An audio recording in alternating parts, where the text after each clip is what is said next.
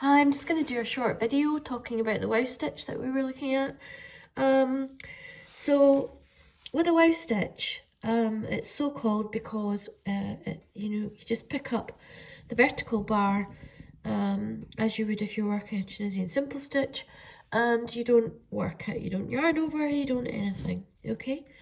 Now if your foundation row, which is here, is an even row, then how it works is you get an alternate diagonal with the two colours, a green, a white, a green, a white, a green, a white. It's really quite pretty. If your foundation row here is an odd number, you get a nice lacy pattern, but you don't get that alternation. So that's really what we're looking for. It comprises of 2 rows, this one. So the first row, the first stitch, was a WOW stitch. Then with the white, it was a non-WOW. Then it was a WOW stitch. Then it was a version of the Tunisian simple stitch, a WOW, and then so on, all the way up to the top. So as described, it is a 2-row pattern, and this is row 2. So the first stitch of this row will be a Tunisian simple stitch, except we won't be picking up the vertical bar.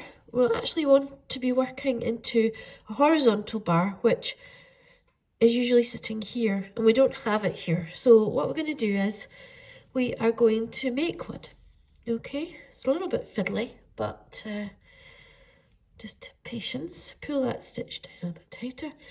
Now, so what I'm going to do is I'm just going to take that non-working yarn, because I changed to white on my last return pass, pick up the working yarn, then I'm going to yarn over and make my first stitch.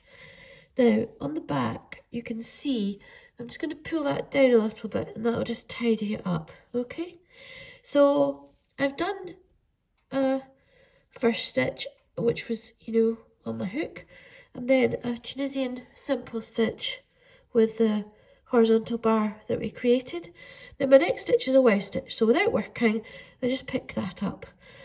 Now the next stitch on the previous row was a WOW stitch while it's white, and you can see here along the top there is a horizontal bar, and I'm going to go into there, I'm going to yarn over and pull through it, and I'm going to pull that up because it's really important with this stitch, in order for you to find your stitches on subsequent rows, that you create quite a loose tension.